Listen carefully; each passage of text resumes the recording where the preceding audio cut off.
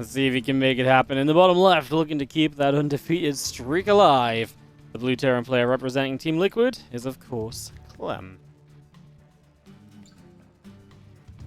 The man who has a weekly date with Max Packs on the Monday night, where they play an epic best of 5, and it has really pushed his TVP to a whole nother level. This man is going to have to bring out something very, very magical and special today. Can he do it? Our German Protoss representing Little Fairy. It is ForJumy.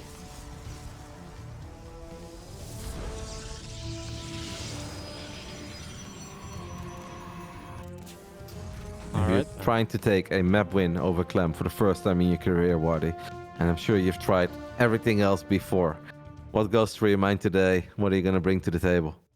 Yeah, a little bit of luck just to start out with, I think, because yeah, Clem's not an easy one, right? Like, Clem is very well-rounded, and that's the problem. Like, Clem knows how to be aggressive himself. He knows how to deal with a lot of the aggression, a lot of the nonsense. He's seen it all before, right? So it doesn't feel like there's immediately like a great answer, but I mean, sometimes you just gotta kind of dig in deep, and yeah, maybe a little bit of crazy, and like I say, a little bit of luck that Clem maybe misses what that crazy is going to be and doesn't quite get the right response off, you know? I'm going to start off with an eBay block, and Jumi is going to build a Zealot and also pull a decent amount of probes, 6 of them in total to the low ground, but that eBay has a lot of HP, so this is actually going to take a little while, especially because that Zealot is not going to show up immediately. It doesn't seem like we're chrono boosting the Zealot, eh? And now, oh my goodness, we are supply blocked already as well. Why? Because we had to build that the Zealot, so that's 2 more supply than you normally build. Not exactly the start that Jumi his dreams are made of, I think, against the man who has defeated him 27 times in a row. Can we at least get the SCV? Nope, not even that. Yeah, that's unless pretty. The Zealot turns around. I was gonna say, pretty rough start, because you know, there's one of those things where the engineering bay block is meant to give the Terran a little bit of control, right? And this has absolutely done exactly that. It's given the Terran all of the control here right away. So, very, very good start. I mean, that's just kind of a brutal way to begin, man. That's rough. Clem opening up with a Cyclone on the other side of the map. So we got a reactor on the barracks, a Cyclone factory in the main base. We're going to drop the CC in the main base as well on the high ground. So Clem is going to play it very safe, knowing that there is a chance you'd have to worry about a Zealot early on if you only have a single Marine.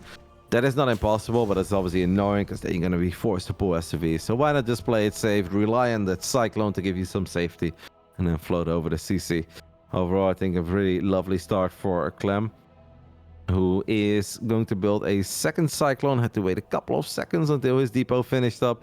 Even 3 Marines and a Cyclone, if Jumi doesn't get a shield battery, can obviously be very scary already, Wardy, because Jumi has hit another supply block as he's waiting for that Nexus to finish up. He's building a Robo, but I'm kind of concerned here. 3 Marines and a Cyclone. Cyclones kill Stalkers very quickly. Is this going to be another very, very brutal game 1 for ForJumy? Yeah, I mean, honestly, it looks like it, right? Because the battery is never going to get up. We cancel rebuild. We will pull a few probes. Right decision, but you're going to lose a few probes. You're going to lose the battery again. Maybe even the pylon on the low ground. Clem doesn't even need to do anything crazy. The battery doesn't get cancelled tying on round number 2. And now our Marines are going to begin to pick their way through the pylon. This Cyclone is going to try and get on the Stalker one more time. Of course, Clem is reinforcing across the map. First Cyclone's already an issue. Now there's going to be a second Cyclone. And very much so maybe just a situation where this game is already trying to decide as Clem just completely wins everything about the early game. Even that Cyclone staying alive a few moments longer. Now it goes down. The Stalker goes with it. An Immortal on the way. I'd like to believe in the Immortal, but there's honestly quite a lot of Marines. I guess we're going to have to, at the very least, pull the probes with this. We're going to have to pull the probes. There's a Stalker dies, a Sentry dies, and I guess all the probes in the Immortal. If the Immortal just gets a few shots off on the Cyclone, it is good, but the Cyclone is making it a bit harder.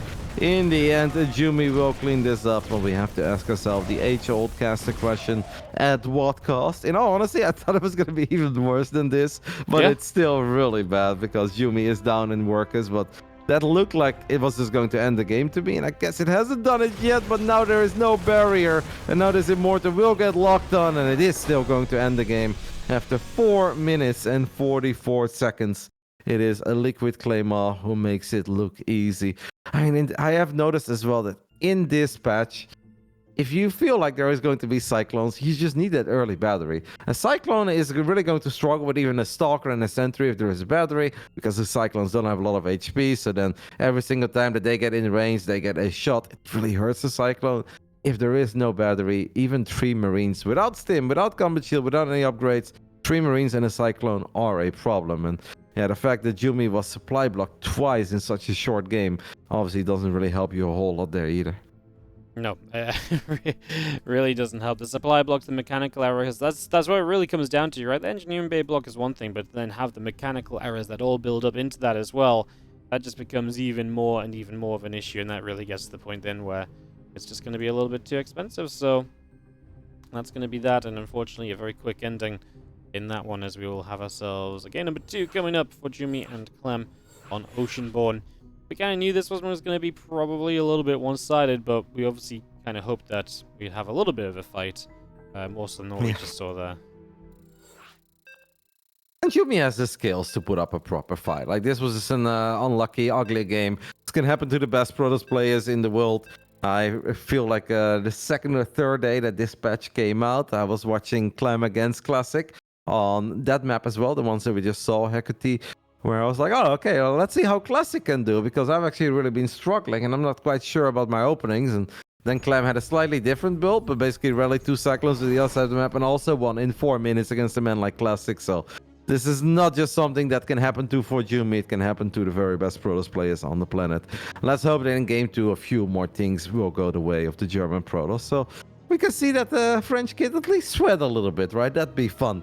In the top left side, representing Little Fairy, a very ugly game one to forget about immediately. It is ForJumy. And he takes on the Blue Terran in the bottom right from Team Liquid. This is Clem. Still the most successful player historically in these Europe regionals. We used to call them the DreamHack regionals. Obviously the names have changed, but we've had this format for a little while. Now the ESL Winter Europe regionals. Clem has won this tournament more than any other player on the planet, and that includes Serral and Rainer. Yeah, oh, he is the E5L champ. He won it 5 whole times, and he's honestly just yeah, he's honestly kind of just powered up when it comes to the European events, man. It's something else. And every time he loses, it's only by the narrowest of margins as well. Yeah, did he ever have an early exit, now that I think about it? No, I don't think so. I don't think he's ever dropped early. So always made it to the regionals at least? Yeah, Crazy. I think he's always been top 4. I don't think he ever missed like a season finals or whatever the equivalent was. Well, at least Jumy is going to be able to have a slightly more normal start to his game. Doesn't have to worry about an eBay coming online in his natural. He's going to be able to warp in the Nexus. Not forced to build that Zealot. At a certain point, by the way, that Zealot was lurking in the shadows, and it did walk into the main base of Clem. That's why you guys saw that little pop-up of Clem losing 2 SCVs. But yeah, Clem was just dealing with it with 1 Marine and a couple of SCVs while focusing on a Cyclone Micro on the other side of the map. And I think it's safe to say that that was an excellent choice. That SCV actually blocked the gas there for a brief moment, but it's not going to have too much of an impact. Jumy still has this probe on patrol. Slightly above the natural of Clem. If Clem would have gone Reaper into Reactor, and that Reaper goes to the other side of the map, this could have been very annoying, right? Because then that probe shows up, you have no DPS at home, and it's actually kind of frustrating. But Clem has not gone for that build. He is going to go for a Marine before he gets any add-ons. Even going to build a second Marine, and on top of that, the Reaper was still at home. So unfortunately for Jumy, he gets very little value out of losing that probe.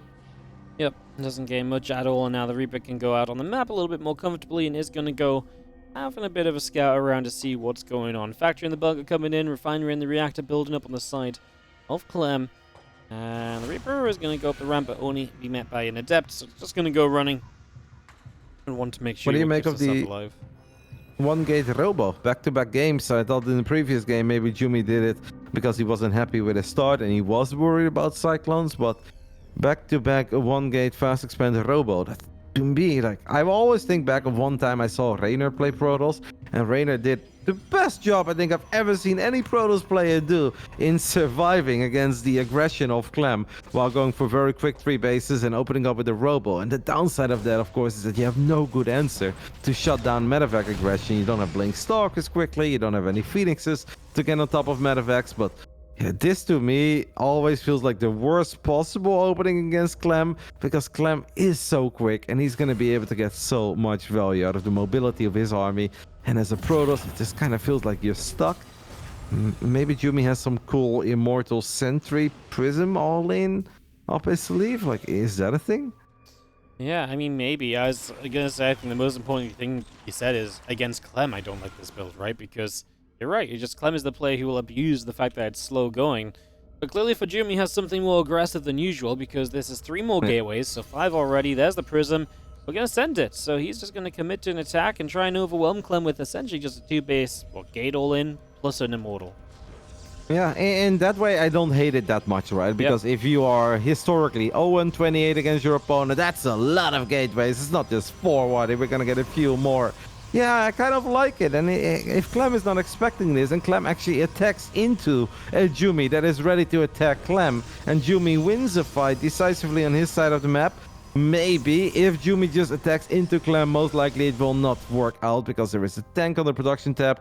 Vikings are a real problem because it's so hard to keep your War Prism alive if you don't have any Blink Stalkers. It would have... Yeah. I mean, obviously, Clem has very good game sense, so if you don't attack into him, the longer you wait, maybe the worse it gets. Jumi is just gonna send it, and we can't really blame him. Historically, very few things have worked out for him. Seems that Clem was maybe expecting 4-gate Blink Stalker. That is not quite it, but I think his build will still do very good against the build of Jumi. Force fields could be a bit of an issue, though, right? If force fields go down on that ramp, unfortunately, Jumi is too far back to do that. Yeah, force fields were a big opportunity. The bunker at least goes down freely, but I would say otherwise, Clem's still well set up. You'll have a second tank, and it's obviously just too many units to just be like, oh, I'll just quickly elevate her up into the main base or something along those lines. Going to come forward again here is Jumi. He's just going to dive in. SCVs do get in front. An auto turret to help tank a little bit, hold position and mess with the AI. The Zealots are just derping, doing absolutely nothing that they need to be in this situation, and I think Clem is already getting it done. He's lost a few SCVs, absolutely allowed to do so in this case. And he's just going to start targeting down the Immortal, which is 1 hit away from dying. Now gets in the Prism, gets out of there, but this has obviously been all about Clem on the defense. Today was not the day of ForJumy. Eventually, I'm sure that our German Protoss will get his map win, and maybe even a series win against Clem. And this is not going to happen today in Clem's favorite stomping ground. The opening round here of the Europe Regionals seems that Clem is going to get off to a very good start once more. Yeah, maybe there is a world where if Clem goes for a different build, like these builds are super hit or miss, and in this case it was a bit of a miss, but yeah, if Clem wouldn't have picked up on it, then Clem would have just read it. Oh no, now we're gonna lose the War Prism too. I mean, it makes no difference because the game was obviously already over. If you make such a committed, aggressive attack of 2 bases and you do so little damage, like there is just no way you're gonna turn it into something. But that it would normally be the nail in the coffin, and I don't think anybody would have been upset if Jumi would have just typed GG there. Instead, Jumi is gonna go for the hidden base in the bottom left side. I mean, that's a proper Hail Mary play. But yeah, like, if Clem would have gone for something where he moves out with like 4 or 5 units, and then maybe Jumi can have 1 Immortal, 1 War Prism, bit of War Prism micro, you clean it up, and immediately you unleash a devastating counterattack, perhaps we would have been looking at a completely different game. Unfortunately for Jumi, Clem didn't move out, and that forced Jumi to attack into a Clem. You can't just expand after opening up with that many gates and a Robo while you don't have a Forge or a Twilight. It's just kind of like you don't want to attack, but you know you have to attack, because if you don't attack, you always lose too. Yeah. Nope, this is very much so just a case of he had to send it. Clem's defense was just so well set up defensively. The build for ForJumy really kind of signed away his his situation essentially. Clem scans, sees what's on the natural. It actually misses most of the army units, and probably himself thinking like, hey, can I attack? Is this a little bit crazy? I think I should be fine. I definitely did, pretty well before. So Clem, he's got a good idea, and he's just going to move over, and he should take a pretty convincing stim in and win. Yeah, but Resonating Glaives is going to be close to finishing up. Glaives every now and then do surprise me against Terran, where I'm like, I don't think the Adepts are going to do that well, and then bam, they do very well. Maybe here with a great overcharge, there is a tiny chance, but we have Widow Mines in the mix soon. Don't forget that auto turrets are a real problem for this army of Jumi. He doesn't really have a good way of dealing with that, or even avoiding those. It's just a bit of everything. Jumi's Nexus is online in the bottom side of the map, so if there is a world where he cleans this up wide in and we can recall some probes, perhaps we can still turn this into something. But I think Jumi also knows that it's incredibly unlikely. Like, do you let the Adept, you have to shade forward, right? Because otherwise the Immortals can never get in range. So far he's not shading forward, but that means that just everything is going to get blown up by those tanks in the back. Yep, Clem's been extremely patient about it. He's not going to rush in too soon, just step by little step. He says, if you're not going to play the game to kind of give it up, I will play the game properly. Adepts on the other side will do a bit of damage, but they've already not going to do much else. Now we dive onto this position, and we are just going to get all the Immortals. The probes are going to pull in. Clem kites backwards towards his tanks again, just guarantees that this goes well for him. And Clem does take clean, swift, easy 2-0.